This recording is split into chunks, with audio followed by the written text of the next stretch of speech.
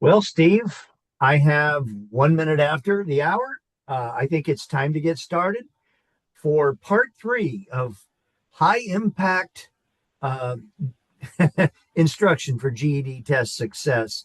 My name is Dan Helms, and I'm the National Sales Director here at Pro Literacy New Readers Press. And am pleased to introduce you today to our speaker. Hopefully, you've joined one of the other sessions, but if not, uh, and you need to know who the speaker is. His name is Steve Schmidt. He's a national adult education consultant. And Steve has served as the Assistant Director of Adult Basic Skills Professional Development at Appalachian State University. He's worked in adult basic education for more than 30 years, so he's got a little bit of experience. He's been an instructor, coordinator, local program director, an author, the Links Community Reading and Writing Group moderator, and is a professional developer. He's a certified STAR trainer in evidence-based reading instruction, and he's authored numerous writing textbooks, including one for New Readers Press. And today he's going to share GED High Impact Indicators pertaining to the math test and some instructional strategies to help you address these indicators. So, Steve, take it away. Thank you so much, Dan. I appreciate the warm introduction, and thank you to New Readers Press and Pro Literacy for sponsoring this webinar series. It's gone fast. We did reading 2 weeks ago, we did writing last week, and now we're here with math. And if you did miss any of those webinars, they are available. And maybe Dan, if you would please, would put the website where everyone could find the webinar archive so you could watch. You can pop some popcorn and watch those webinars if you so desire. Maybe some great weekend entertainment for you to watch some of those webinars. So, anyways, welcome to the third in the series, the high impact math instruction for GED success. That's a mouthful, so I only have to say that one time. As Dad mentioned, I have been an adult ed for a little bit of time, also about 32 years. And I'll be mentioning things as part of the GED test today. And I have had the privilege of working as a consultant for GED Testing Service in the past. And so I will be sharing you some of the things that I've learned during that time in our web shop today. But really appreciate you being here. And I would ask, please, and thank you that you introduce yourself in the chat, however you're comfortable, where you're from, maybe what you do, maybe what you are most looking forward to this summer might be something good to put in the chat. I always want to look at the positive. And so let's think about what what good things are we looking forward? Maybe you have an annual family reunion or a trip to the lake or a trip to the beach or one of these fun things that you do with your family, extended family. And so, yeah, please put that in the chat. But I'm so glad to be here today. I really love these webinars for the chance to learn. And I know we're all going to learn together. So it'll be a great experience today. So there is a handout. And if Dan would please put once again that link inside the chat so everybody has that. There's also handouts for the first two in the series. The reading and the writing handouts are there as well. So just as you go in, realize that there are three different documents inside that Google Drive folder. So for today's purposes, make sure you grab the high impact GED math one. You could be certainly looking at the other ones if you missed those, but math will be the one that we'll be focused on today. And I will be mentioning from time to time, you'll see on the slide title page 5 or page 4 or page 8. And that, of course, is referring to the handout that we will be using today. So go ahead, please, and grab that handout. And that will be a lasting artifact of this workshop that you'll be able to refer to from time to time. And of course, anything that is inside that handout is fair game. If I have quoted somebody, I have put that in there, but please feel free to use, borrow, steal, whatever as we go on through. So thank you in advance. And let's see, it looks like we've got a number of folks here, and I just was seeing what was going on here in the chat. And let's see, Brenda's looking forward to tennis with her teenage daughter. All right. Wonder if Brenda is the kind of person that lets her daughter win or goes for the kill. I don't know. Let's see, Karen, good to see you back. Um, Looking forward to the next book in the Dungeon Crawler Carl series. Well, that sounds interesting. Brenda's with the kill. All right. Well, good luck, Brenda. Because I will tell you, having kids of the have kids that are 19 and 24, that they may reach the day where they can beat you, and that day may come. But hopefully, it doesn't come anytime soon. But then we don't need that to stroke our egos, do we? Okay. Let's see. Well, welcome Rebecca and Gail and Trevor and Sarah and Joy and Becky and Emma. All right, Rob. Good to see everyone here today, and Kim and Sue. Um, so let's see if we were having some issues with the handout. You can get that. I put a new link inside the chat. So welcome everyone. So glad that you're here and so glad to see everyone. Well, if you've been with us the last couple of weeks, you know what's coming. But if you haven't, this may be something new. We're not doing a webinar, we're doing a web shop, and it's a little bit different than a webinar. With a webinar, you can kind of fade into the background and do other things while it's going on. And my personal feeling is that's not the best way to get the most out of a webinar. I think it's better to give it your full attention. I know when I'm on the learning end of the webinar, I what keeps me going is making comments in the chat and doing other things, and that's what really helps keep me going. So I would wish the same for you. But for this web shop, what I'm going to ask of you is this. If you've already introduced yourself, great. You've already done one of the things. I ask you to please put your camera on. I know when working with students, when the camera's off, you never know what's going on. So, but with the camera on, you have a little bit better idea. So I would please invite you to have your camera on. And I realize that sometimes there are reasons why we can't do that, like my camera is broken, or I'm working in a correctional facility and we're not allowed to have it on. Those are all good reasons, understand completely. If you are able and can put your camera on, I would ask that you do that, please. That always helps me read the room, so to speak, so I can see how we're doing with the various things that are the learning tasks that we're doing, and also ask you for your chat participation. I will be having several different chat experiences over the course of this, and I invite you to share your knowledge with the group, please, and thank you. We'll also be doing a breakout. We'll be doing an activity in a breakout room with a partner, and so please participate in that as well. This web shop is a 2 hour experience. I think a lot of times the 1 hours are not really a time enough to do everything I would like to do. So we're doing these experiences as 2 hours. And so that will last until 3 p.m. Eastern time or 2 p.m. Central time or 1 p.m. Mountain time or noon Pacific time. And please stay the full 2 hours if you are able to do so. I do believe very strongly in incentives.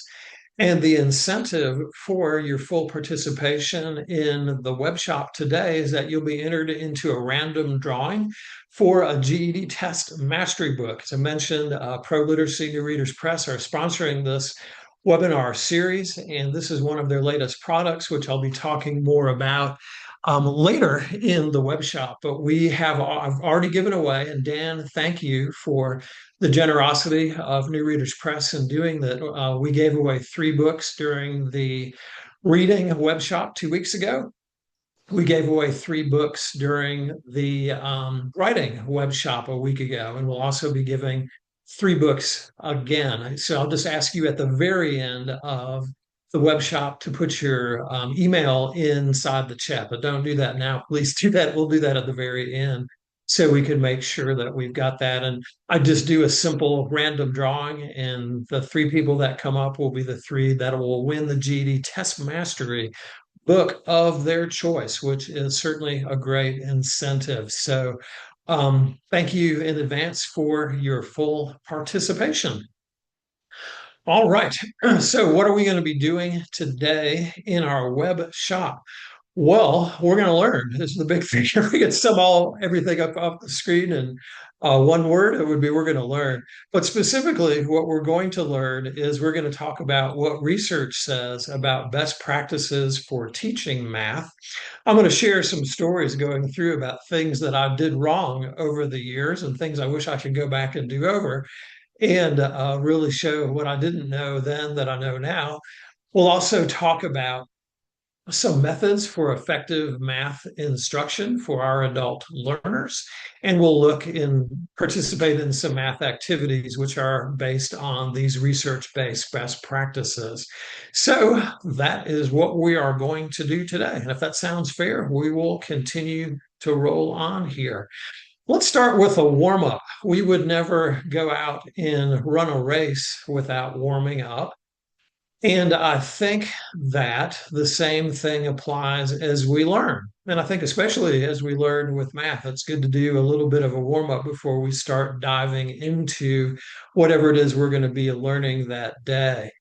And part of this warm up is really looking at numbers as tools. When we read something, the words are the tools that we use in order to be able to read something successfully. And in math, of course, the numbers that we're working with are the tools that we use as we do problem solving through math concepts. And so, a warm up that I dearly love, and that I'm going to ask you to do, is called Number of the Day. You can find a blank number of the day on page 4 in your handout. And let's kind of look over the number of the day before we do it. And you can see a sample of the number of the day. This will not be the number of the day that we're going to use in a minute. So please don't do this with the number 12. We're going to have a different number in just a second. The number of the day was a technique I actually learned at COABE a number of years ago from an instructor in Pennsylvania. And the number of the day is different ways where we can interact with numbers. And so we're starting here on the upper left. We can show the number in another way. And there's several suggestions. We could use tally marks. We could write the number out as a word. We could show how the number is made up, 9 plus 3, 6 plus 6, whatever. We could use dots, whatever. So just show the number in another way. And you don't have to do 4 or 5 different ones. You could do one. So just trying to show some different examples there. And then in the middle, we have our old friends, greater than and less than. And I always remember that with the greater than and less than, with the two parts are pointing to the bigger number. And the one arrow point is pointing to the smaller number. If you got two, the 2 point to the bigger number. So we're seeing there 12 is greater than 6, but 12 is less than 20. And then I am putting on the right-hand side, can it be evenly divided by, to get used to how numbers are made? Can we divide it by 2, 3, 5, or 7? And if so, demonstrate that. If not, you could put no there for those. And notice it says evenly divided, because we could divide 12 by any number less than it. It would not come out even. And so we're going to make our lives easy and talk about just numbers that we can divide evenly. Write an equation using the numbers. So here I've got 4 plus 8 equals 12. And just as an instructional aside, teach what the equal sign means, especially as you're preparing students for algebra. A lot of times learners pick up the habit that the equal sign means put the answer after this. And then when they get to algebra and they see 2x plus 8 equals x minus 4, they are totally confused, because always for years the equal sign meant the answer goes after this. And then they see an equation and they're like, what? What is this? What's going on? So teach what the equal sign means. Equal sign means equality. What's on the left side of the equation should equal what's on the right side of the equation. And that'll help our learners a lot as we transition them into algebra skills. Teach what that equal sign means. That's important. Also asking to put the number on a number line, and you can set that up however you would like. And there is a real life word problem at the bottom of this. So that's kind of the overview of the number of the day activity. And so I'm going to ask you, please, to do this activity for the number 10. And I'll give you a minute or two or three in which to do this. So, what are we supposed to do? We're supposed to use the number of the day activity and grab a separate sheet if you don't want to write on your copy there. But of course, that you have the electronic copy, you can make other copies. But go ahead, please, and do as many of those things to analyze the number 10 as you can in the time that I'll give you to do this. And give you a couple minutes in which to do this. And thank you in advance. I know some people are shocked. They're going to make us do math in a math workshop. Who knew? But just last week, as we did writing in the writing workshop, and 2 weeks ago that we did reading in the reading workshop, we're going to do math today. So please and thank you for doing the number of the day.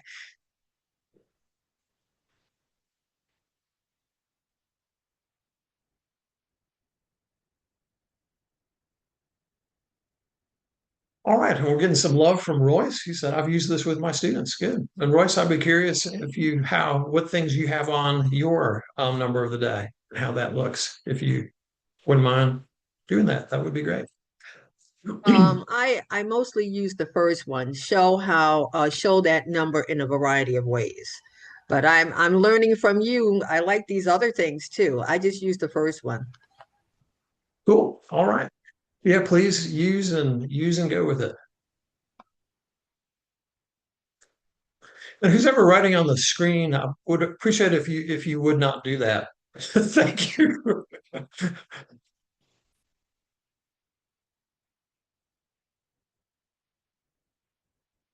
Patrice, I think that's you.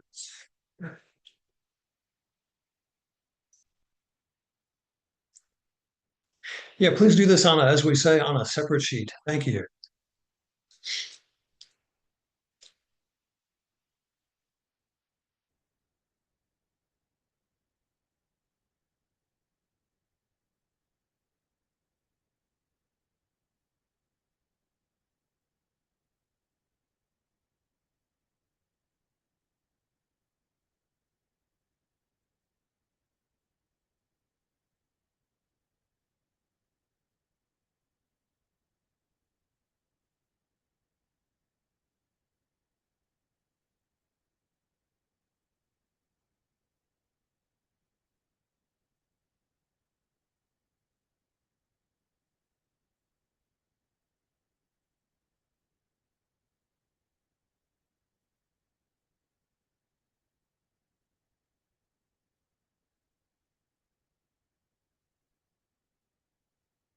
I'm trying to see if everybody's still working busily, seeing who's still awake. I don't see anyone sleeping, so that's good. Oh, Haiti is holding hers up. All right.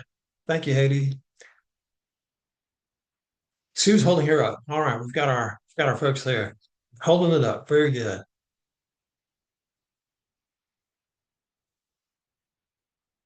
Yeah, I would say about the word problem is I don't know how realistic that it is because we're taking a whole lot of steps. That would be probably the number of steps taken by a very sedentary person there. Okay, we'll give another few seconds and then to we'll go back to what we were doing.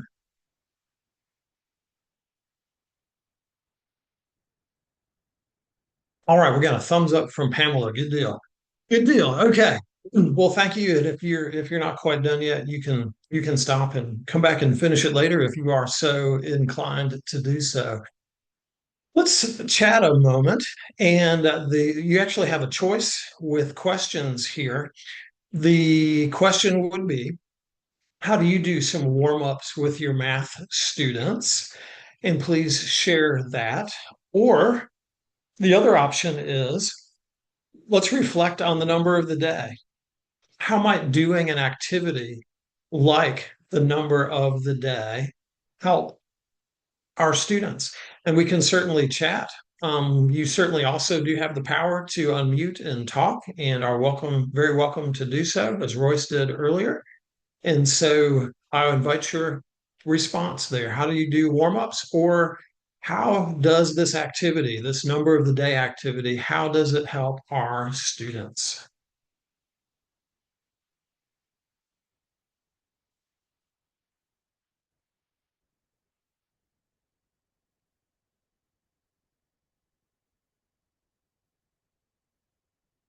Okay, thank you, Nan. And I think TPT stands for Teachers Pay Teachers, if I'm not mistaken. And please correct me if I'm wrong, Nan, if that stands for something else. And Teachers Pay Teachers is a resource that's been around for a while, and some of the things are free, but of course, Teachers Pay Teachers. Many of those resources are for pay, but they are fairly inexpensive from what I've seen over the years. Let's see, Brenda talks about how these warm-ups helps differentiate, because we know what the definition is of a multi-level class, which is a class in adult ed where there is more than one student, which pretty much all of our classes are differentiated. Oh, decide and defend. It's like decide and defend. But sometimes never. Kim, would you mind unmuting Kim M, and talking a little bit more about decide and defend, what you mean by that? Yeah, I'm here. So, decide and defend is an instructional routine where you create a problem and it has the solution to it already. And the students have to decide if that provided solution is correct or incorrect and like reason through why. Thank you. That's awesome. That is awesome. Love it. And then always is always true, sometimes true, never true is a great activity as well. Like x squared equals x. Is this always true? Sometimes true, never true, with the goal of getting the students to focus on, is this true for negative numbers? Is this true for zero? Is this true for positive numbers as well? Let's see, Emma talks about some things with multiples and factors. Mental math, Joy does. Thank you. And let's see, Amber talks about some individual instruction first for warm up. That's a good way to go. And that's a good collection activity as we're waiting for students to come in. And let's see, Janet talks about using it for logic. Tara uses math minutes, 10 math questions to start out with. Haiti is using whiteboards. Cool. For our slashed assignment. Good stuff. Good stuff. All right. Thank you, everyone, for your contributions there. And thank you for unmuting as well. Good stuff. Okay. Now that we're warmed up, let's move along and let's move on. And thank you again. So this is a question. We don't have to answer this. We can be thinking about this as we go through this next section. I have been in classrooms, and I've said this myself sometimes over the years. Oh, well, we've covered that already. Oh, well, we've covered that.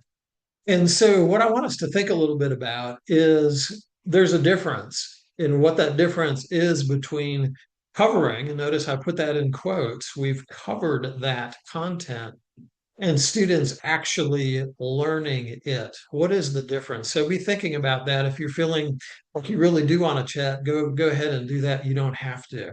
But think about what is that difference between we've covered that and really where we see students actually learning. There is a big difference. So let's reflect on that as we're doing this next section, please. So, one thing that I was guilty of as a young math instructor was trying to teach my students every single thing that they missed in 12 years of education to prepare them for their high school equivalency tests. And I'll say HSE or high school equivalency to mean GED or high set.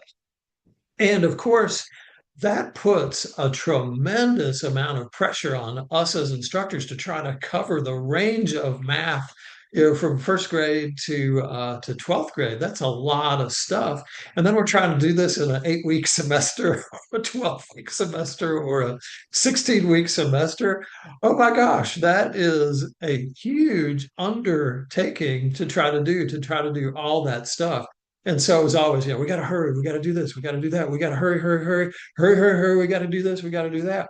And so I found myself at the end of semesters exhausted and trying to do these cram sessions where we learn everything from fractions up through geometry in this couple week period, which frankly, was crazy. So, anyways, and I do think we feel that pressure of trying to teach every single thing and trying to do it well, which neither of those tasks are easy.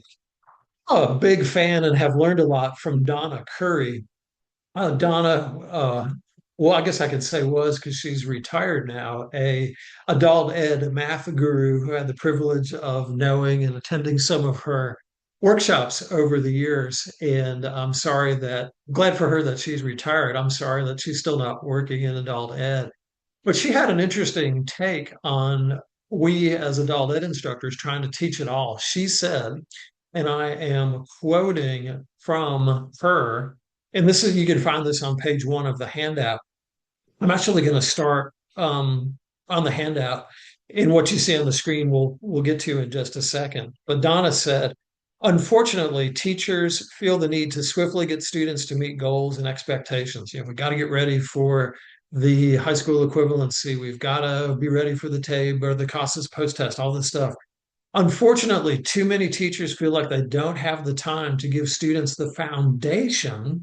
In other words, help them to understand what math means and what is a fraction and what is a decimal and what is a percent that would allow their students to actually understand what's being taught. They may teach students procedures and tricks, hoping they'll retain those procedures long enough to at least pass the test. And now we get to what's on the screen and what's on the handout in bold.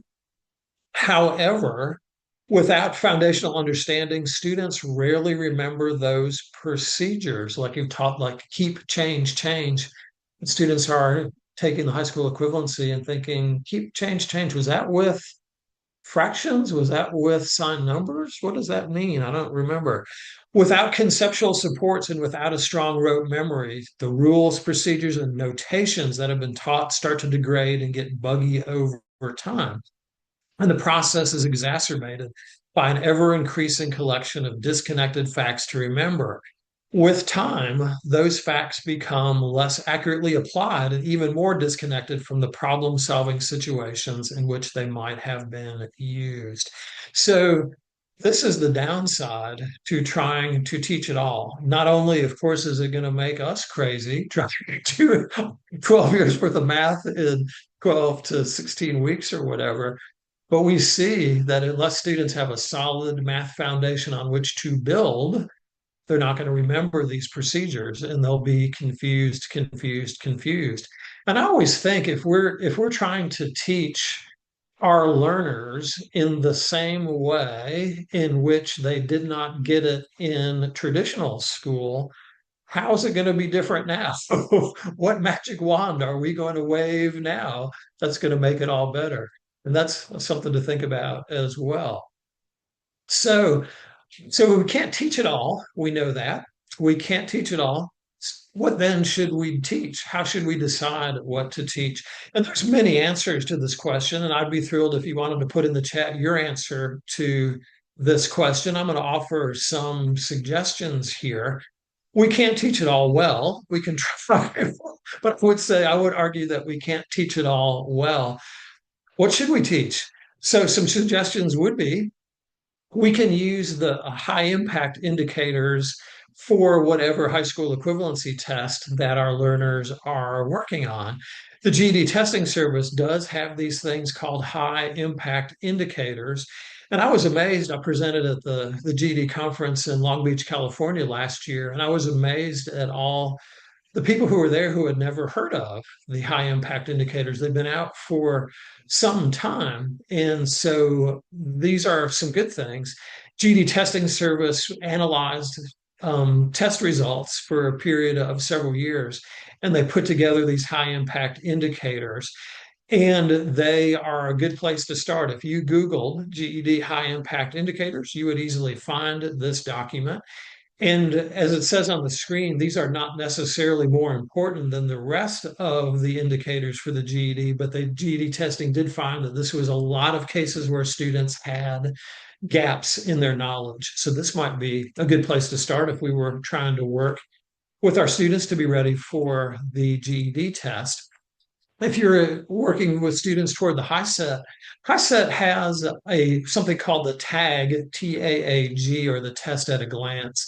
And that is a good way to get used to seeing what is the key things that are being tested on the high set.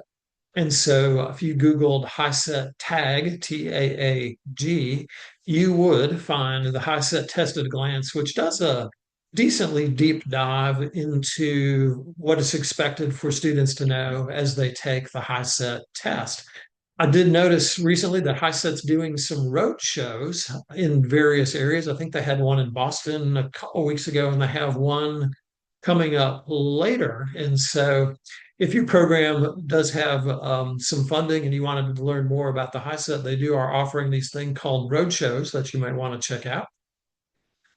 Something else that we can use, of course, are the assessments we give to our learners when they first come in our programs. Your program might use the CASAS test. Your program might use the TABE. We are required to give some type of an assessment when learners enroll in our program. And these assessments do a much better job today, especially if you're giving these computerized versions. They can give you what students know, their strengths and their weaknesses as well. So those could be some areas we know that our learners need to work on. Those assessment results can help. There's also in many curricula, including the GED Test Mastery, there are pre-tests where we could give the learners the pre-test in the beginning of the GED Test Mastery book. And that shows based on the questions they get wrong where they could go for some concentrated help. So there's several answers to this question of where to go. Now, let me check the chat here just a second and see if we have anything here interesting. Let's see. Covering. Rob mentions what we said in the lesson may not be what the learner took away. Very true. And Deb says covering is from the teacher's point of view. Understanding is the student's perspective. Well said, Deb. I agree 100%. And Rob mentions without that foundation, no point to the teaching. Try to explain why and show how concepts connect. Great. Thank you, Rob.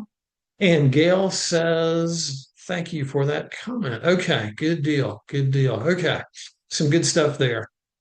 Let's look at this screen, please. The bottom line for this section, number one, to help you with your own mental health and try not to put pressure on yourself to try to teach all those math concepts in a fairly limited amount of time, would be to say, teach less content in more detail. We can't do it all. So I'm a former history teacher. That's where I started my career. I was a high school social studies teacher for 3 years before I got into adult ed. And I remember teaching world history. Well, there's no way on earth you could teach from the beginning of time to the 21st century. There's no way you can teach all that content. So we always said, you got to pick your straws, or in other words, pick what you're going to focus on. And so with math, it's the same way. Pick your straws. What key essential things based on assessment results, based on what are your goals of your students, what they're working toward, what are we going to do? And the strong suggestion, which research backs up, is teach less content in greater detail. And so that's what I'm going to ask you to chat about. This reflection question, please. How could you teach less content in more detail, especially if you're the kind of person who has felt that pressure to teach it all? How could you do this? And I would really love to hear from someone who'd be willing to unmute. Maybe you were in this boat. You were like me as a young instructor and tried to teach all the math concepts that our learners missed over 12 years in the space of a couple weeks. You used to do that, and now you do something different. Would love to hear how you made that change and what your classroom looks like now. Chat's open. Unmute is open.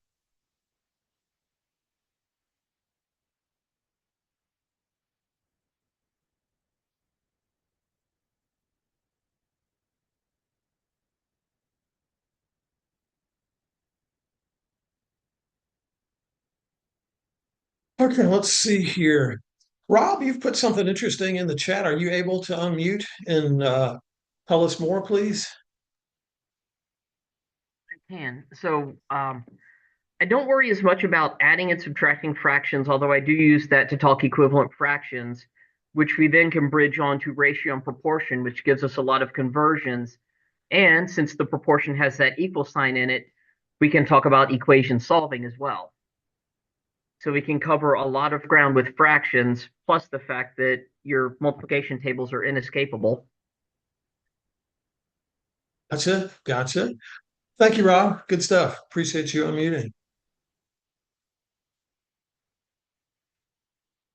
And let's see, Brenda says concrete learning example, mentioning measurement with cups. Brenda, is there anything else that you use that's really hands-on that you're willing to tell us about, please? I notice fractions have been so difficult for my students. And so I must draw 100 pizzas a night because I just think, they can see it and realize like you've cut a pizza before. You understand if you ate one piece out of 10, that is less than if you ate two pieces out of 10. And just concepts like that. I feel like I'm forever drawing pizzas or, bringing in the measuring cups. And I laughed because my student was pouring the 1/4 cup measure into the 1 cup. And she goes, oh, 4 times. And I said, well, I wonder how many 1/3 cups you could pour in. And she had no clue. And I thought, oh my gosh, like it's right there. And I just laughed because she actually had to pour it. And then when I got to the 1/2 cup, I said the same thing. I wonder how many. And she's like, we better pour it and find out.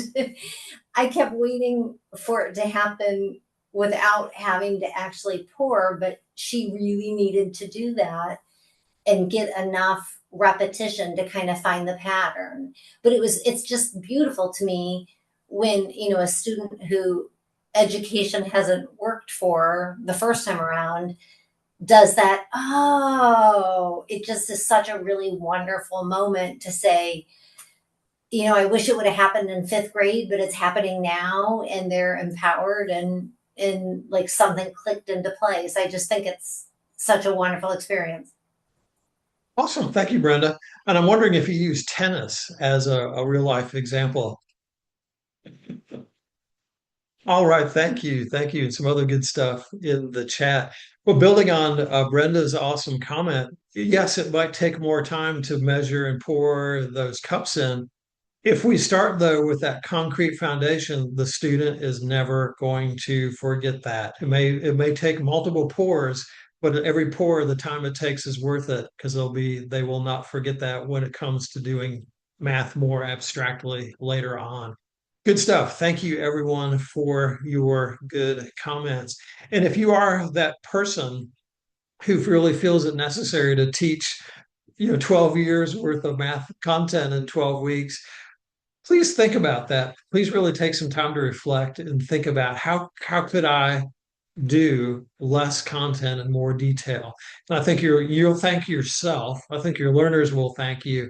And you really see your learners have that deep conceptual knowledge that they need to be successful on whatever they're doing. Thank you. So this is not a question that I'm asking anyone to answer, especially if you're a math teacher. You'd say, yes, I do use math on the job. This goes back to a research study that was done some years ago where they asked adults this question: do you use math on the job? And many adults said, no, no, I never use math on the job. I never use math on the job. No, no, and no.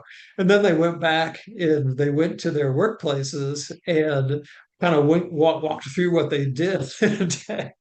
And they found that they were using math all the time in their work and including creating some amazing shortcuts and other things, some tips and tricks they'd come up with to do the math on the job.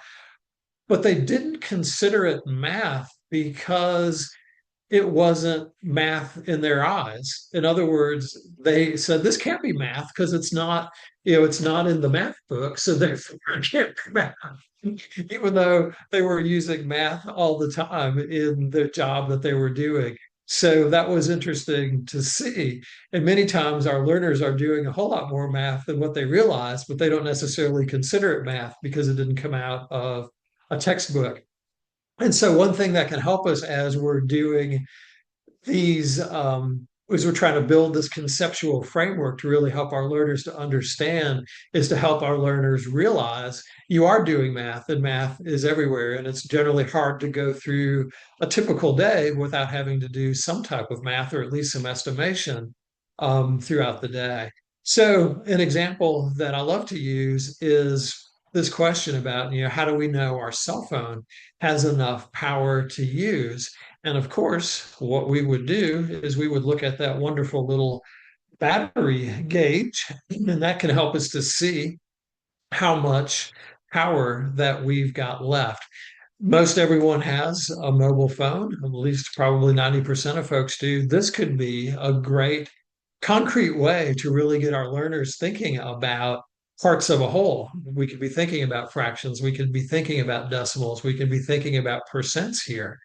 And so the theme of this section is teaching math CRA, C meaning concrete, or in other words, what is something that we could put our hands on, like our phone, and looking at the battery gauge, that would really take this concept, like Brenda's measuring cups, concrete something. We can move from there, this concrete understanding, then to representational situation. Brenda mentioned I draw 8,000 pizzas a night and I'm so hungry at the end of class. So we've gone here from the phone to a representational situation here where we've got a four parts and one of those is shaded to represent the fraction 1/4. And once we've built that foundation, once that learner has dipped in as many times as they need to understand 1/2, 1/3, 1/4, whatever, once we've looked at the different things on the phone, we can then go to the representational with the drawing. And then and only then should we go to the abstract. Why many learners did not get fractions in school was because it started with the fraction. It started abstract, 1/4. And students look at that and think, what the heck is that? There's a one and a slash and a four. I don't know what that means. And they're lost from the get-go. And then of course we're adding and subtracting and doing all this manipulation. But if we don't really understand what a fraction is, it's all gobbledygook and meaningless. And so I would encourage you, take the additional time and really work to develop that concrete understanding with your learners before diving into 1/4 and getting the common denominator and all that kind of stuff. It'll be much more meaningful to our learners. And so we see some examples here. The cell phone where the battery life's 25%. We've got the red warning light because there's not much left. Going up to 50%, 75%, we can have a good long conversation, play a podcast, maybe even a video or two, and we're still going to be in good shape. And then moving up to 1/2.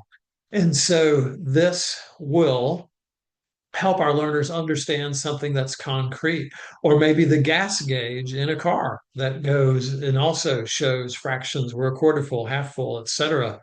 Those things are real life situations our learners get, our learners understand. So we can then move to doing this with percentages where, okay, we've got 25% of battery life. Hey, 25%, 1/4. I bet they mean the same thing. 50%. Hey, 50%, 1/2. I bet that means the same thing. Hey, 75%. Rob was talking about using these equivalencies earlier. So this is a way that we can teach math CRA, or concrete to representational to abstract.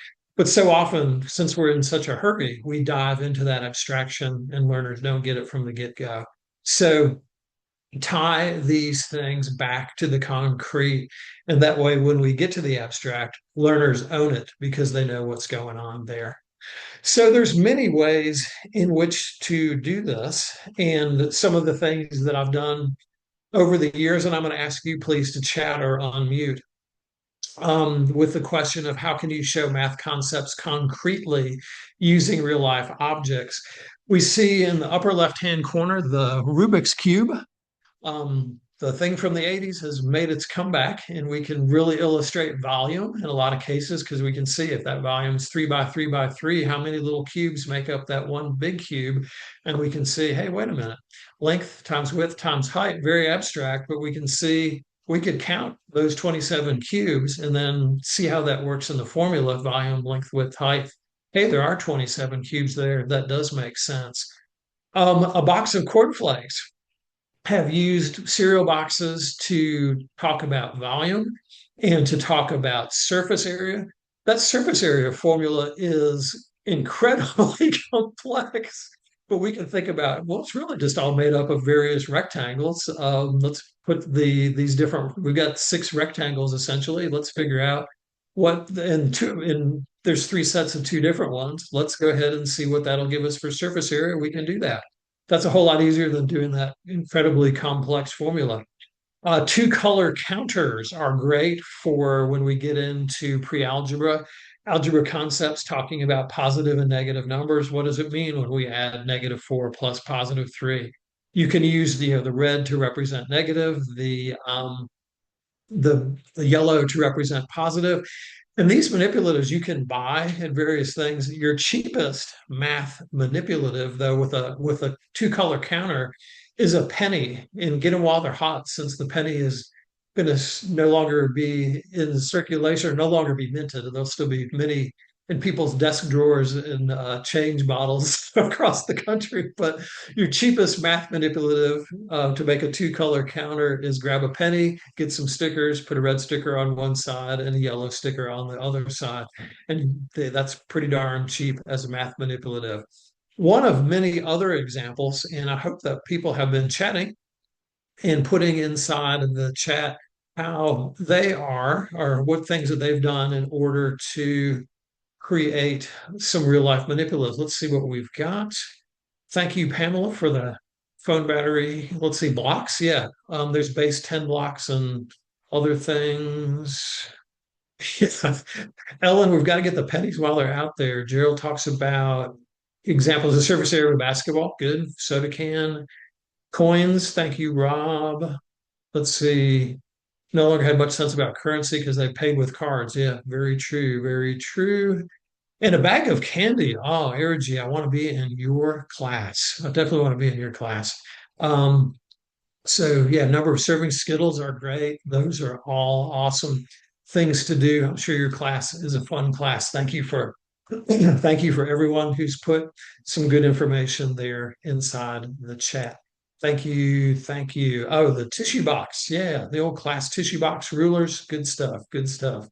Thank you for that, Nan. And other examples, please continue to put those last until the lesson's over. Yeah, I hear you. I hear you. Although I don't know that I'd want to eat a Skittle that like 25 people have handed. But hey, teacher, so I don't think I'd want to do that. But anyway, okay. So we've talked about real life ways to teach CRA. And again, the big theme is here, if the students can understand it at the concrete level, holding the tissue box, pouring the liquid into the container, eating the pizza, manipulating the Skittle candy, they will understand it. And there won't just be a bunch of gobbledygook to them when the time comes for them to put their skills into play. Okay. And we talked about relationships. I think Rob was mentioning that earlier. One mistake that I made as a younger as a younger math teacher is, we started out in fraction land, and we went through, and here's how you add and subtract and multiply and divide a fraction. And then we went to decimal land, and then we did the same thing there. And then we went to percent land, and we did the 3 types of percent problems. I never really made it clear to any of my students that these things are all the same thing. It's just a different way of showing a part of a whole. So that phone battery represents 1/4 battery life, which also means 0.25 of one whole battery life, which also means percent, the number out of 100, 25 parts out of 100 as well. And shows students that these are all the same. They're just a different way of showing it. And light bulbs will go off because so often we silo these things. We're, fractions, decimals, percents, but they all interrelate. And a lot of math interrelates as well. They're not just these different things that are separated by various chapters. And I think we can really make that case clear to our students that these interrelationships. And as we go on through that half battery life, that's the fraction 1/2, that's 50%. That's also the decimal 0.5. And continue on with this illustration from the battery life. It's 0.75 of one. It's 3/4 of the way charged. It's 75% of the way charged. I probably could use my phone for most of the day with that. So those interrelationships are important and a good thing to do. One of my favorite techniques to help show students interrelationships, and it can be used in a variety of different ways, is something called clothesline math. You can do this with a real clothesline, put it in class and kind of fold over pieces of paper with numbers on them, and students can put them on the clothesline. You can do this on a whiteboard with drawing a line and putting like a 0 and a 1, and you can tape up numbers, and students can manipulate those as you go on through. Since we're doing this virtually today, that is something that will be harder to do in that way. But what we can do is we can do a whiteboard. And so we should all have access to this whiteboard. And what I will ask you to do, please, and thank you, I can see some people on there.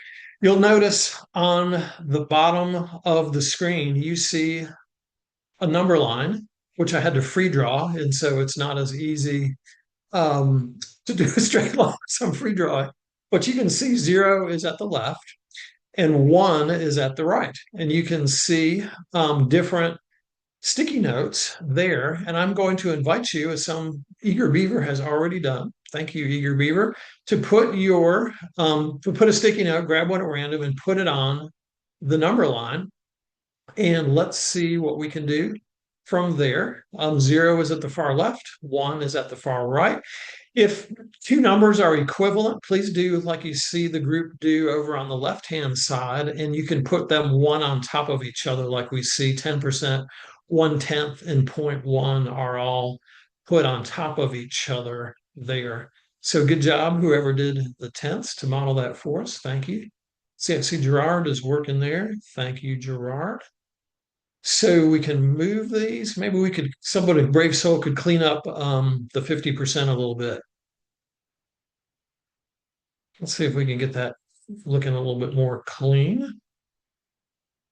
And then we can talk a minute. Okay. Good. Looks like someone's cleaning up our 3/4, 75%, 0.75. Okay, good. Oh, somebody's gone with the little squiggly lines. Cool. So let's think first. Does anyone see any things that need to be changed? Does everything appear to be in the right order? Or is there anything that could be changed? So I do this with learners. Always have them go through and give the students a something if we're doing with this in a face-to-face class, and then from there give them an actual number to put on the line, and then we go through to see if everything's set up as it should be. And I could ask you, is everything set up correctly? And if not, change it. And then please tell us why. So the student would go up and let's say maybe we had the 40% put over here, and the student could go and say, oh, 40%, that's less than half. That shouldn't be over here, which looks like we're about 80%. So we could go back and move this over here and just have the student voice the reason why they are doing this. And so, of course, if you're teaching an online class, you can use the Zoom whiteboard. Padlet is also a good way to do a similar activity for this. Works very well also. I see a couple of things that were not put up on the number line, and I'm wondering why. Why didn't we put X or Y or 2X on the number line? Do we not like them?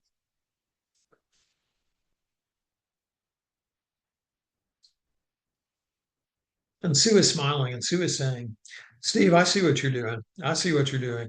We didn't put those up because, Valerie, thank you. Valerie says we didn't put these things up because we don't know what they mean. So, one of the big things that really flummoxes our learners when we talk about algebra and algebraic concepts is this concept of the unknown. And when we say X and Y, people get all blah.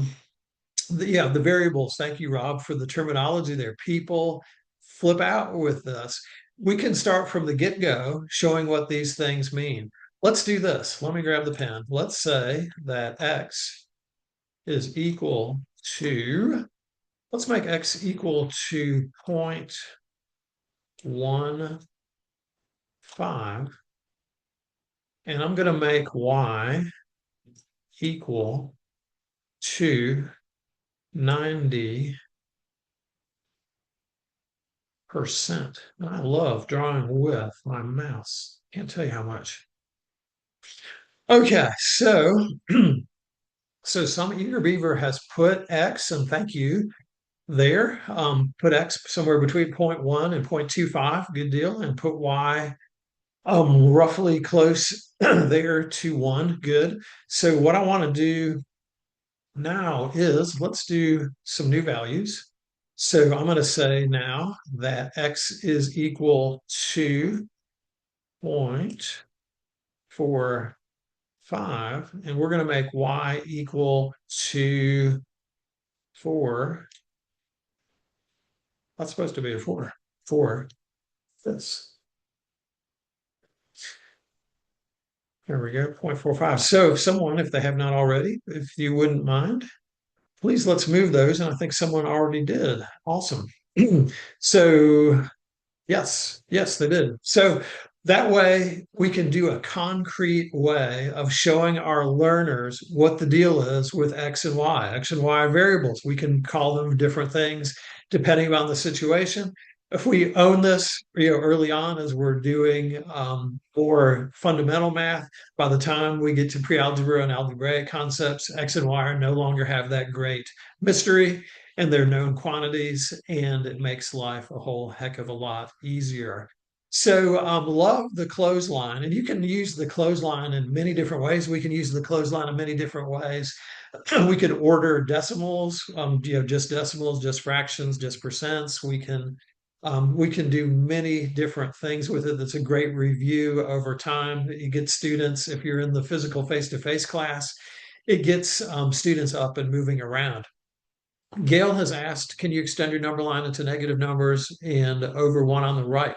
And the answer to that is absolutely, Gail, because we could do something like this. We could do 4 over here. We could do -4, and we could make, we could change our values of X and Y. We could have some different things with negative numbers. But the short answer, Gail, is yes, absolutely. And I think that's a good way to go. Let's demystify these things from the very beginning, and we could go through from there. So thank you, everyone, for doing such a great job with the clothesline. And let's see, Rob says we get to graphing. Rob, would you mind unmuting and tell us a little bit more about what you're doing there, please, your latest comment?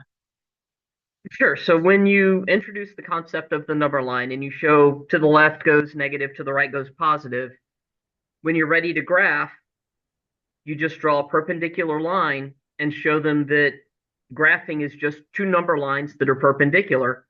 And then you can talk about the coordinate plane and ordered pairs. But you're building on concepts you've already introduced by saying, this is just 2 number lines that meet. And it helps make the math less scary. Absolutely, absolutely, yeah. So just two clotheslines together, forming that X and Y axis, and we don't like scary. Thank you, Rob. Appreciate your comment. Okay, switching gears. I'm going to tell a little bit of story, and our kind of our theme here for the next bit of this segment is who's doing the math in your classroom. I am involved as a teacher coach in a couple of different initiatives right now. And I was observing a class a few weeks ago, and the class had some great things and some things that could be improved. And I watched as the instructor taught the Pythagorean theorem. And what this instructor did was first show a YouTube video for about 10 or 12 minutes in which the people on the YouTube video demonstrated a couple of examples with the Pythagorean theorem. And then once the video was over, they went to the Zoom whiteboard and they demonstrated several different ways to do the Pythagorean theorem as well, solving for various sides. And I always make a note in the margin when I'm observing a class about how long different things take. And it was almost 40 minutes of the video and the instructor showing how to do the problems took almost 40 minutes. And there was really no students said anything. This was a virtual class and I could see them on the screen, but I couldn't 100% tell what they were doing. So 40 minutes went by where a YouTube video did math and the instructor did math and the students did no math that I could tell. And that's a long period of time. This was the case, though, of the best of times and the worst of times, because after that, then the instructor gave the learners some problems to do, and they did them. And then she put up a Menti ABC, which is the right answer. Menti is a ed tech tool, Menti. Mentimeter is the full long name of it. And they did multiple choice answers in the Menti. And if the students disagreed on an answer or they got it wrong, she had them use the Zoom whiteboard and they both showed, there's just two students in the class, both showed how they got the solution. And so it went from the worst of times to the best of times, where 40 minutes with no student interaction. The content was good, the delivery was good, they did a good job, the video was good, the instructor explained the concept well. I was just thinking, are students really doing any math at this point during that very long 40-minute instructional part? Then students are doing math. Students did the problems on their own. Students did the problem on the Zoom whiteboard, kind of like dueling problems at the same time. And they could reflect on how they were doing. They could help each other. The instructor acted like a guide on the side and let them go through. It was really great. I had a big smile on my face when I left the class because the learners were doing some good stuff there toward the end and actually showing how they solved the problems. So earlier in my career, the mistake I used to make was this. Students are working on a problem after I had given, explanation, assignment, or whatever. I'm monitoring the class, I'm walking around, and I see a learner needing help. And so what I would do is come up and say, how's it going, or something like that, or do you need some help? And the learner might say something like, well, a lot of times they'd say no, even though it was obvious that they needed some help. Or the times that they were brave enough to say, yeah, I do need help, I would swoop in. And I'm sorry to say this, but a lot of times I would come in and grab their pencil or grab their pen and say, oh, we're working on fractions, okay, here's what we need to do. We need to get a common denominator. We've got seconds, we got 2 and 5. Common denominator is 10. We got to change each of these and go through. That made me feel so good, like I was the hero and I had beamed down from the math planet to save the day. For those who may have been around for a day or two, may remember Mighty Mouse. Here I come to save the day. And that was what I did. I'm really reflecting back on that. I'm really thinking there's a better way to do this. And by me coming in, saving the day, and doing the problem for the learner, how much did they really learn? That's the big question. And I wonder if I did the problem for them when they were stuck, How much did they really learn? Would there be a better way to approach this? And I believe that there is. Paul Halmos, famous math researcher, made a comment that we might look at and say, duh. But I wonder if that's really true sometimes in our math classrooms. The only way to learn math is to do math. And if we are watching math be done and not doing math ourselves, are we really learning it to the depth that we could? And that's something to think about. Let me share the sound and optimize for video here, because we're going to look in just a second at something. Trevor says you have to let them suffer. That's an interesting word. I would say the research calls that productive struggle. I'm not into suffering. I'm not that I want to use quite that harsh language, Trevor, but if it works for you, hey. Productive struggle is more of along the lines of what I'd like to see there. So I would like to show you this video from one of my idols in teaching math. Let's see here. Steve Hines, who was worked for years in adult ed, and he's doing this thing called teaching with questions. And let's take a few minutes and watch this. Hopefully this embedded video will behave itself and work well. And hopefully we can hear it. Here we go. Let's give it a shot. As you watch this, please see, how does Steve teach?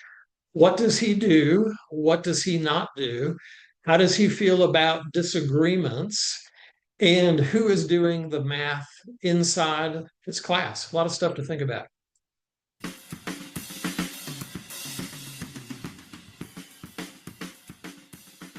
For me in my classroom, one of the most important things I can do is to make very few statements and instead to see if I can get students to make realizations about new material based on a series of questions. Oh, and she wants me to put parentheses. Is it appropriate for me to put parentheses? Is it okay? Output is equal to the input times 4. Is that what that means right there? Multiplication. So where's the point? Is it down in the bottom or in the middle? What's different about these two? Beautiful. All right. Talk to me now. What's happening? What do you see? Even when I'm working with a student individually, my work with them is often a constant series of questions. Tell me about this one right here. Oh, multiplying the groups? That's what that means? Can you point to the function? Where is it? There it is. Times 50. Okay. Plus 1. Do you agree with that? We really try to build a culture where the teachers, we're asking questions constantly, trying to help students come to their own mathematical realizations. How much money is this right here? I'll ask, they'll give me a response, but I'll always follow it with, how did you get that? Or, convince me that that's correct, so that when I walk away, the students have a model and it happens even when I move away. Tell me about this one. This one, -1. What's that -1? What's that like? Does that mean my wallet's empty over there? You don't have nothing in your wallet. Well, what there? You owe $1. Okay. All right, and then plus another $5 that you in debt.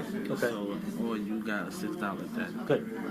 Very good. Sometimes the best thing I can do when I'm working with a couple of students is to walk away and say, keep working on that. All right, how about this one? S, how do you say this? S of 50. Find S of 50. Many times I think teachers can do too much for students, and that sometimes the best thing we can do for them is to make sure they're on the right track, give them a little bit of guidance through questions to keep them on the right track, but then to get out of the way and let them find their own way to the solution. Okay, and what should we do with 50? 50 times -5. Which is? 100. -100. You guys think about that one. Yeah, 50 times -5. Many times if I ask a question and I sense instantly that there's more than one answer, I'll just start to put them up on the board. Okay. The input times 2? First of all, to keep track, but to also have them realize which ones are the same, and to ultimately figure out which are the ones that followed correct reasoning. Hold on, before we go to a different one, I want to make sure we think through what she said. Sometimes that exploration can really clarify exactly what you want students to know, so that those wrong answers are really some of the best opportunities for learning. If it turns out x is 5, what's 5 times 2? 10. Is that the same as x times x? Why? Oh, it'll be 25. So be careful. If you saw the heavy rock, we hit the bottom first. Oh, okay. But they were wrong. They were wrong? They were wrong. What do you think? Was right. This is a nice BlackBerry. So if I take this, and I take you, and I drop them out the window, We're going to hit the floor at the same time. You believe that? So I'll often, when a student answers a question from me, I will redirect their response to others. Do you agree with that? Do you agree with that? You know, convince me that his or her answer was correct. It don't matter. Gravity's You think gonna it'll pull hit it the down same time? The BlackBerry and him? I disagree. And I like questions where disagreements are going to be created. So we were working with a problem involving Galileo's understanding of how fast objects will fall. Okay, how many people believe what the Greeks claim, that the heavier the object, the faster it will fall? So when I repose this to the class as a whole, I realized we had quite an intense disagreement about it. And that's great. That sort of creates the curiosity, creates a basis from which students are going to want to try and explore this a little bit deeper. This is long, so okay, maybe that. Same time. All right, we're going to have to do an experiment. I'm going to figure it out over the next week or two. So we'll do something here. And it will involve Nigel's BlackBerry, I assure you that. So One technique we use often is to have students look at a statement. does this equal that? And decide on whether or not it's true or false, or in some cases, if it's always true, sometimes true, or never true. Okay, you know who you're talking to? So start talking to them. How can it equal an x squared if the first He asked if that's true or not. I think it's not true. One square is always one, so it's equal. So it's sometimes. But if you put like a number, if you put it like always true, right? So it's sometimes true. It depends on the number that's in it. That's what we say. Reference. What are some values of x that you tried, so that instead of saying, here's a property that I want you to write down in your notes and to apply, but to have them look at the relationship and decide for themselves, what's going on here? Does this work? How about here? Yes. Want to see, does it work here? X equals x squared in this case? Yes. Okay. When teachers make statements about new material to students, students are very passive. They will write down what the teacher has said, and they're not really doing any math. But in my classroom and in classrooms in our college transition classes, it's much more active for the students. We're asking questions constantly, trying to help students come to their own mathematical realizations, which deepens their conceptual understanding. All right. So let's see. Let me stop that share for just a second and undo all those optimization things. Okay. So that definitely gave us hopefully some food for thought. Love this video. Love Steve Hines and his methodology here. He said, and I quote, teachers can do too much for students. The best thing to do is to make sure students are on the right track, give guidance through questions to keep them on the right track, and get out of the way and let them find the solution. A lot going on there. I hope you picked up and saw that demonstrated all the questions that he'd asked the learners about that he did walk away after he could provide some help and some guidance. Sometimes people misinterpret that and like, that means we don't help students at all. He's not saying that. He's saying try to get them on the right track, provide some help, but don't do like Steve used to do. Steve, me, used to do the problem for the learner, but give them a little bit to keep them going, but then let them go. Because as he says, we do many times too much for our students. And I love what he said about wrong answers, because a lot of times students have learned over the years, you don't ever make a wrong answer. Wrong answers are bad. Wrong answers are something to be avoided at all costs. But as he very correctly said, wrong answers are the best way many times for learning, the best opportunity for learning. And there's actually been some interesting brain research they've done where your synapses in your brain will fire more when you make a mistake than when you get a problem right. And so these mistakes are great opportunities for learning, and brain research has backed that up.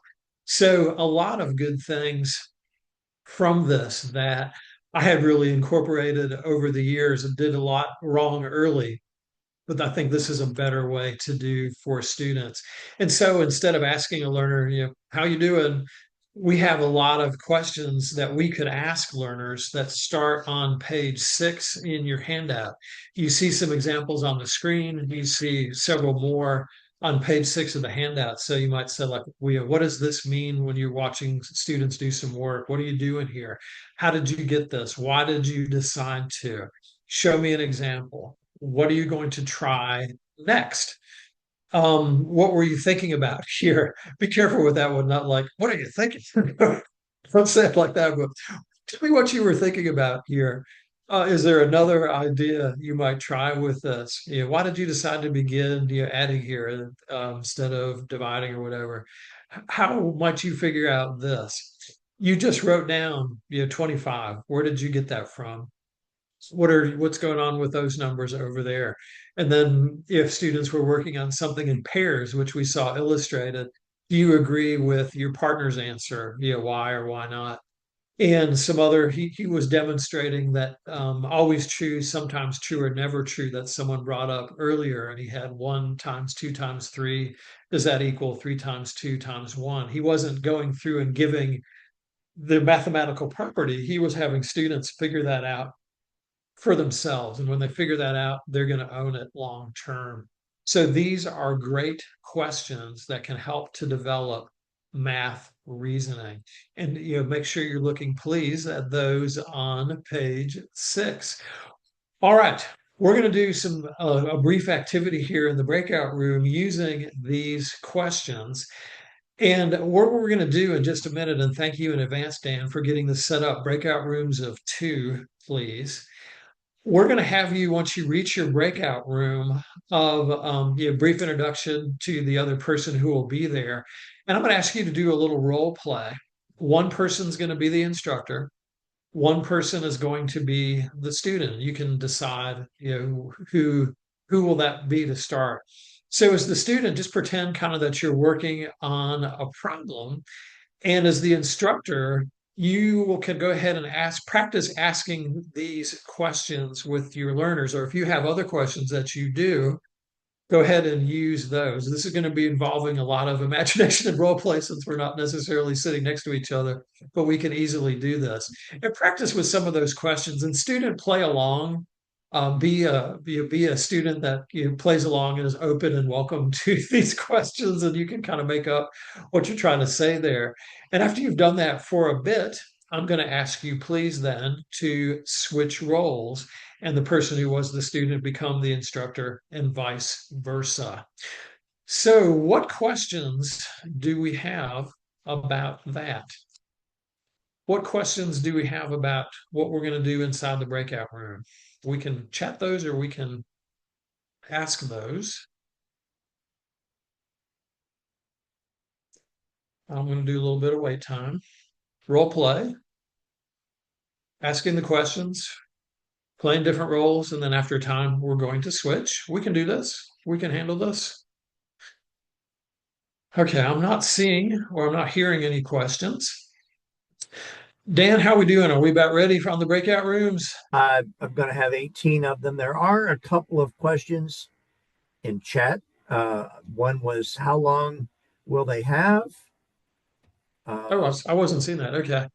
And can you give them a problem to struggle with? I could give you a problem. Just imagine something. You could do any math that you want. Just imagine you're doing it, and let's do. Could we do 4? You can develop your own question, Valerie. Yeah, let's do 5 minutes, please, Dan. 5 minutes. Got it. Tell me when to start it. We are ready whenever you are. Okay. I'm creating the breakout rooms right now. There are 18 of them. Okay, we are coming back since I was unmuted, or I was muted. Now I'm unmuted. But anyway, so I know that was a little different to do, so especially kind of challenging since you didn't really have a problem. I did figure that we as adult educators were probably used to confusion and had seen that in students before, so we could probably role play that pretty effectively going through. I was partnered with Haiti, and I was wondering if she wouldn't mind sharing what she does in situations with her learners, about showing understanding. Haiti, if you wouldn't mind unmuting, please, and telling a little bit about what you shared with me earlier. Sure thing. So what I like to do is after we've learned a new skill, after I'm working one-on-one with a student and they've learned a new skill, I'll bring out a new problem, a similar problem, and then have them teach it to me. And so that they have to model the way that I taught it to them, and then add any of their special little quirks that show their specialized understanding. Haiti, I love your use of the word quirks.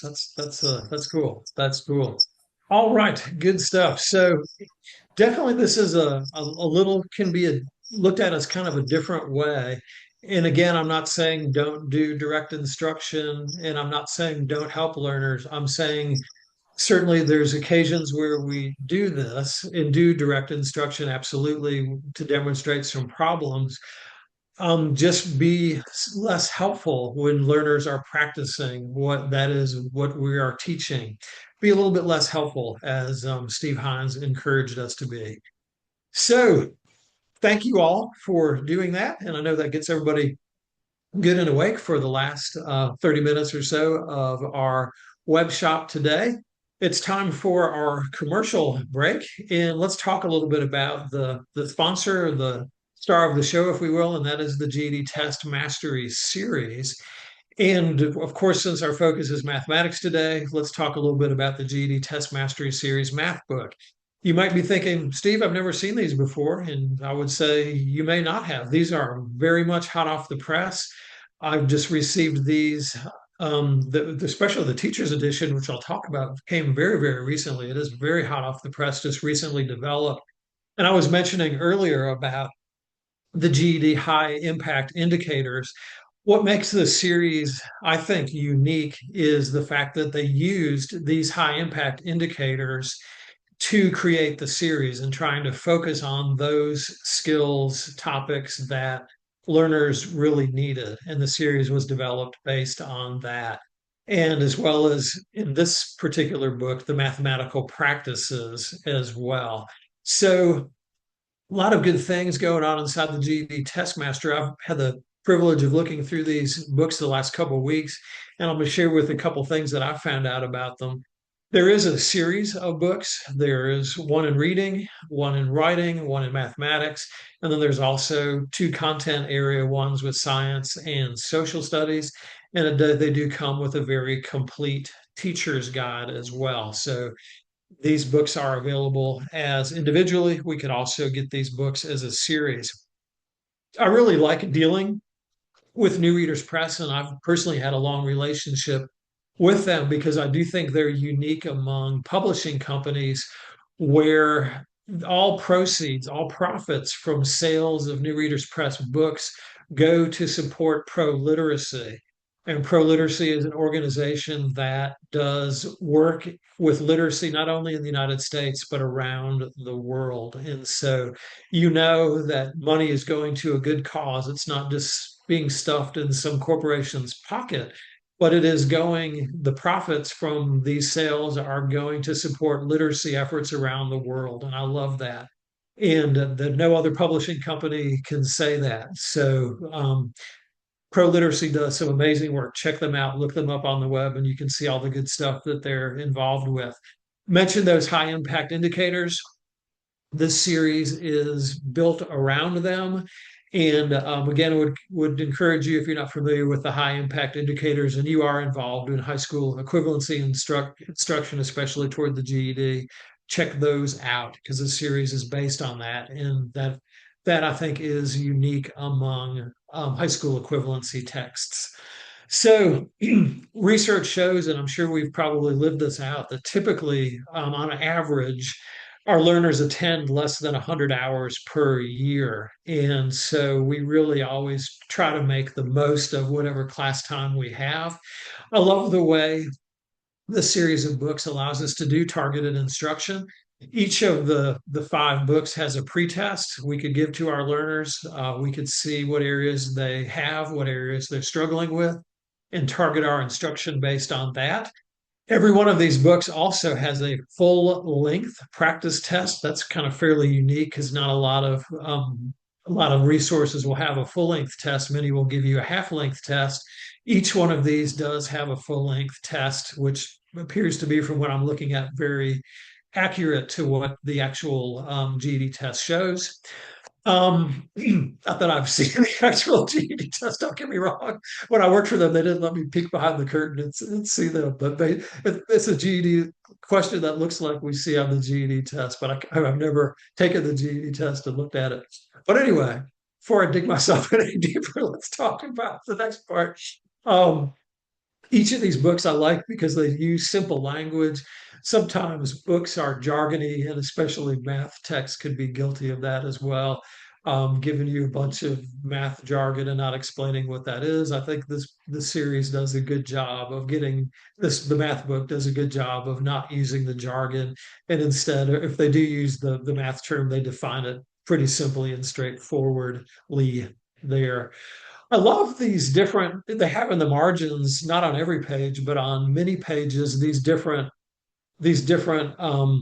value added statements. They have some skill tips. They have some think things to try to get our learners to think.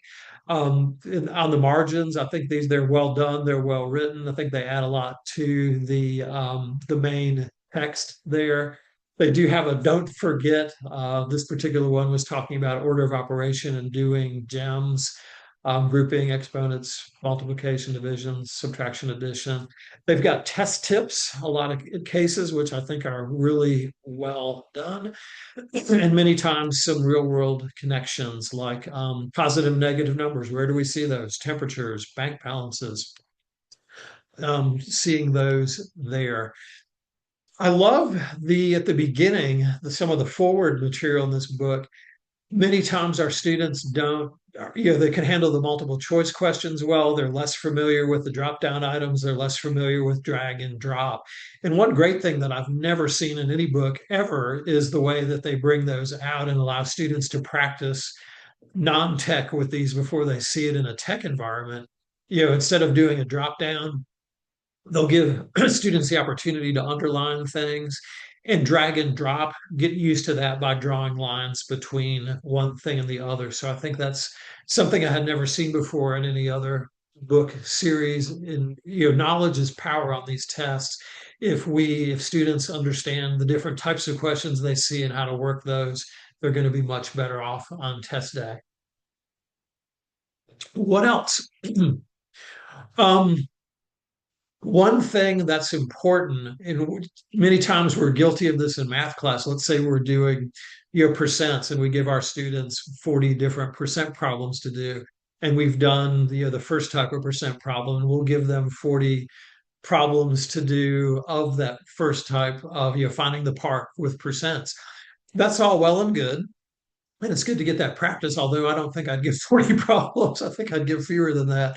Well, one thing we don't do a lot of times is to do mixed practice. In other words, mixing up, do some decimals, do some fractions, do some percents, if we've done positive and negative numbers, put those through. In all of these books have unit reviews where they do mixed practice of the various skills. And this is huge. Research has really shown the benefit of doing mixed practice for long-term retention and for better performance on assessments. So I love the fact that each unit in each book does a unit review of mixed practice. That is really a great way for students to get ready for assessments there. There is also a teacher's guide, and I like teacher's guide. I don't always follow them, but I like them because they give a lot of ideas. And so we can see here, this is from the teacher's guide in the math book, mentions the standards, mentions skills that are needed, mentions some background information. I love the fact that it cues in vocabulary that learners may not know. It provides some suggestions, which I always take those as suggestions for instructional strategies.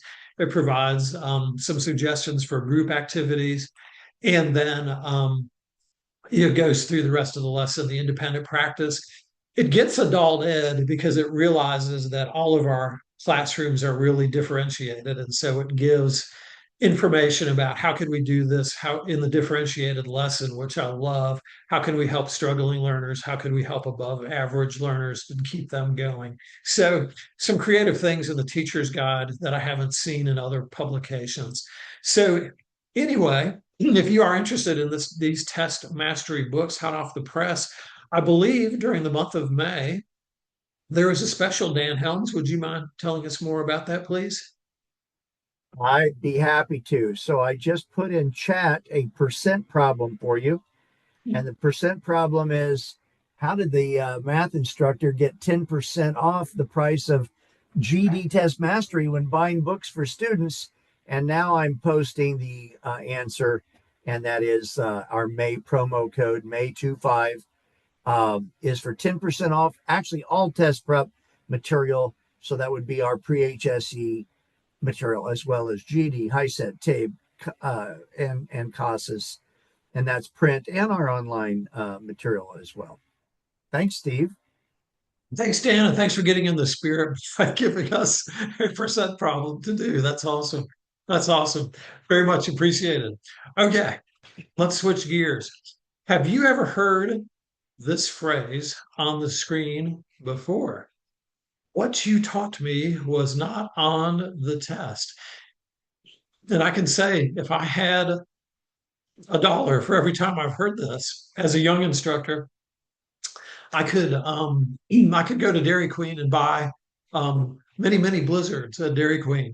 I had heard this a lot, and I can say I was guilty of this because a lot of times what I did early in my career was teach, here's how you taught all calculation. Here's how you calculate fractions, decimals, percents, blah, blah, blah.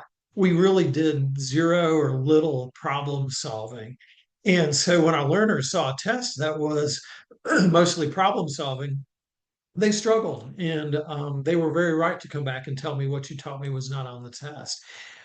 So let's say this, let's say you're a basketball coach and all you do with your athletes is you teach them how to shoot a foul shot. And so practice every day. They go up to the line, they do a foul shot, and that's all you do. Practice lasts for 1 hour, 2 hours, whatever. And all you're doing is shooting foul shots. All you're doing is shooting foul shots.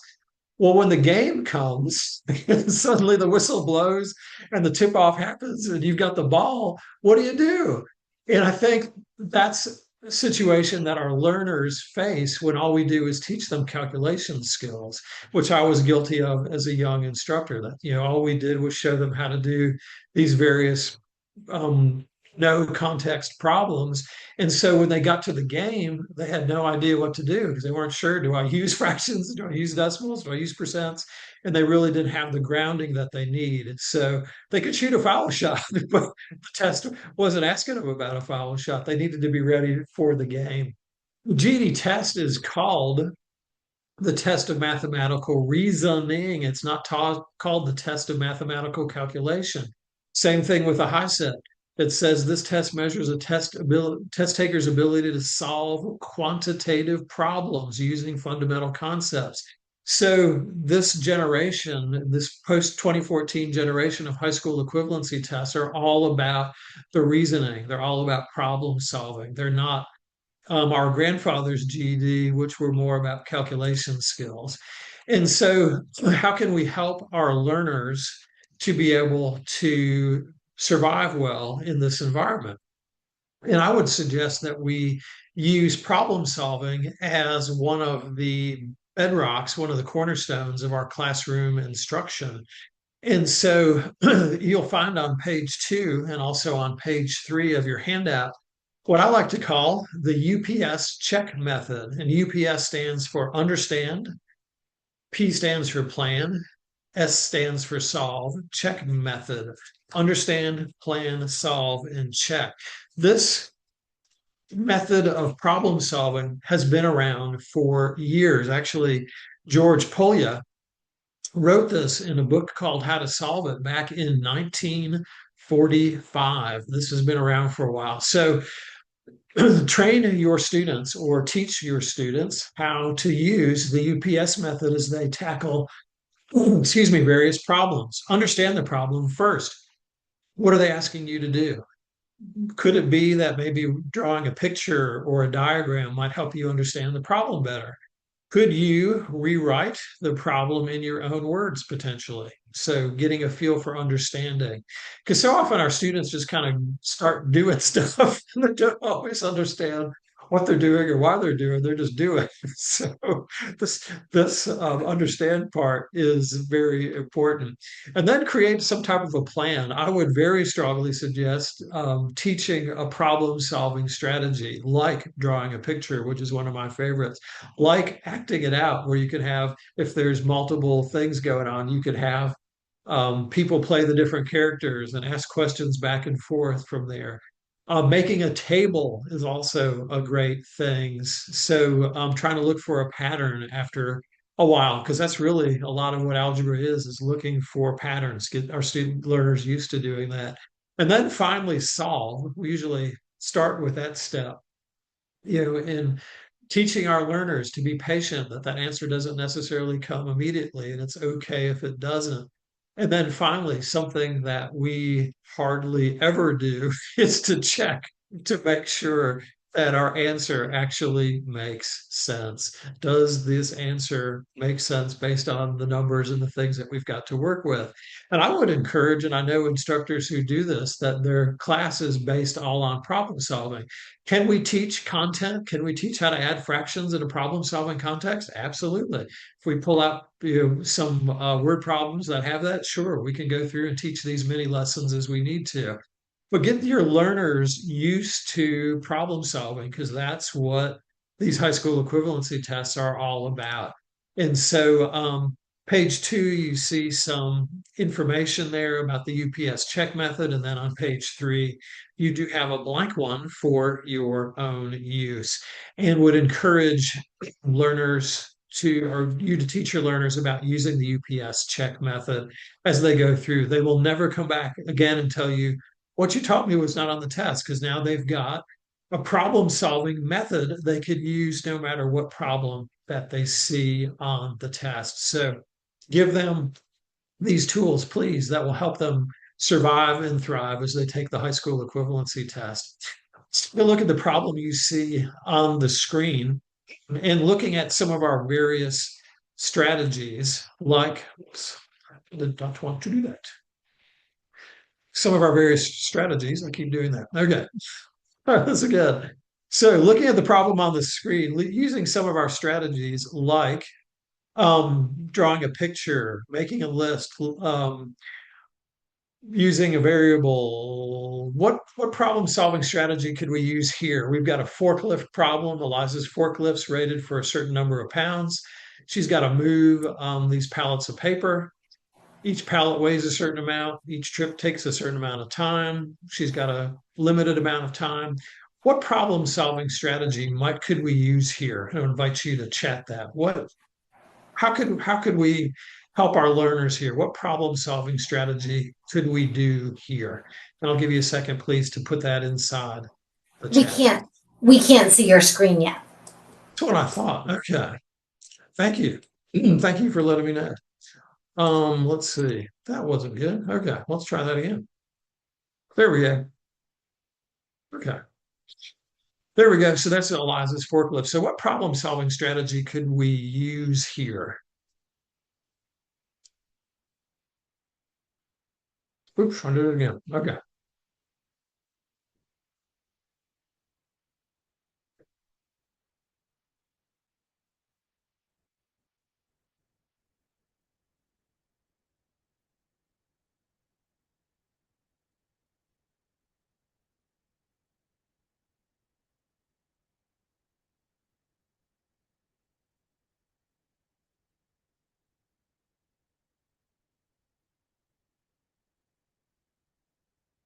Okay, thank you, Brenda.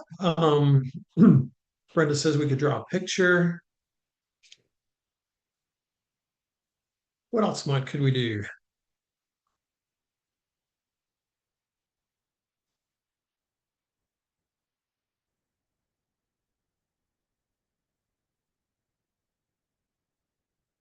Yeah, potentially, what if we could act this problem out? But there's different ways to go. So Teach learners, please, an appropriate problem solving strategy. In that way, they can go through from there. So, a lot of good potential for teaching problem solving strategies there for Eliza and the forklift problem. I like this problem too. It's a real life problem. It gives it information that we don't necessarily need. That 1,500 pounds just makes sure her forklift won't fall over, but it really won't help us to just know how long to go. And with the real forklift, we're probably not going to stack multiple pallets of paper, most likely. But anyways, teach those problem solving strategies are a good way to go. So think about, and I want to invite you to chat, please. How could you, if you're not now, incorporate more student problem solving into your math teaching? What could you do that would incorporate more problem solving, or just reflect on it if you don't necessarily want to put that in the chat? If you're spending most of your class now on calculation skills, what could you do to incorporate more problem solving there? Something to be thinking about. Okay, if we had time, I would show you this video, which you can find on YouTube. Patricia Heaton on Who Wants to Be a Millionaire. This video is very interesting to see. Watch it after we finish our webinar today. But in the video, Patricia Heaton, who's an actress, used to be on Everyone Loves Raymond, I think was her best known role. And she's playing for charity. And they put this particular question up that you can see on the screen. A euro worth $1.50, 5 euros is worth what? And she sees it's math. She sees numbers. She sees the dollar sign and she panics. And she, at one point, if you watch this video, is prepared to take $30,000 from her own pocket. $30,000. Even if you're a rich person, that's a lot of money. $30,000 to avoid answering the question. She was going to donate the money to the charity she was playing for without having to answer the question. And the host, Regis Philbin, worked with her to help walk her down from the ledge and help her to piece out this question, which really isn't all that complicated, and helped her break it down and be able to see what was going on. And she was eventually able to successfully answer the question. But our students many times have math anxiety. One technique, and if you'll join me on page 9 of the handout, one technique that we can use to help is something called a math autobiography. And we can draw out or write in words what our history was with math. Why do we do that? A lot of times, if we can see our history, and especially the change points in our history with math, we can come to an understanding and a realization that we're no longer that same person who in the second grade, when Mrs. Clutchbucket yelled at you because you didn't know your multiplication tables, you're not that person anymore. And you don't have to live under that condemnation from Mrs. Clutchbucket anymore. I'll give you a brief rundown of my math autobiography, which you can see on your screen. I did it like a graph where above the line was when I liked math, and below the line was when I disliked math. So the brief view of my math autobiography: loved math in grade school, understood it well. I remember in the 6th grade, I was in the advanced math group, and the instructor let us work ahead, and I felt good and felt confident, and everything was cool. And then I had the opportunity back in the day, we did junior high. I know middle school is the thing now, that I could take Algebra 1 in 7th grade. And so I said, man, I love math. Yes, absolutely. I want to take Algebra 1 in 7th grade, which was a huge mistake. The only thing I understood that year was that the teacher gave us our math books on the first day, and that was mine to use for the year. That was the last thing I understood that whole year. That math book was mine to take and keep and use for the year. And man, every day my confidence was just shattered. And by the end of that year, I was just like, I can't do math. I don't understand anything. What's the deal with this X and Y? I don't get it. I have no earthly X plus 1 and X plus 2 and the sum of 3 consecutive numbers. I didn't get any of that.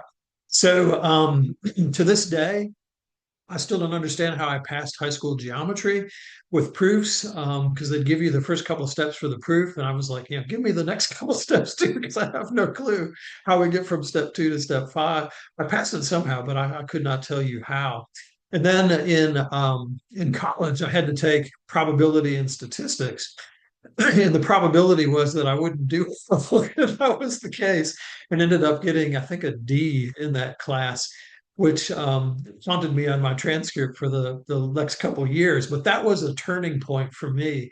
I realized I was a different learner, and in class, I could not, when the instructor would show something, I didn't always get it. I had to go back and really get the book and teach myself the math. And I finally realized that.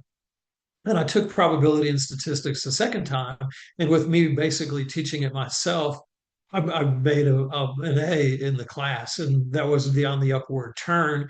I did a lot of math teaching in adult ed because that's a lot of what my students needed help with and gain confidence. And I do think to this day that my struggles with math made me a much better math teacher.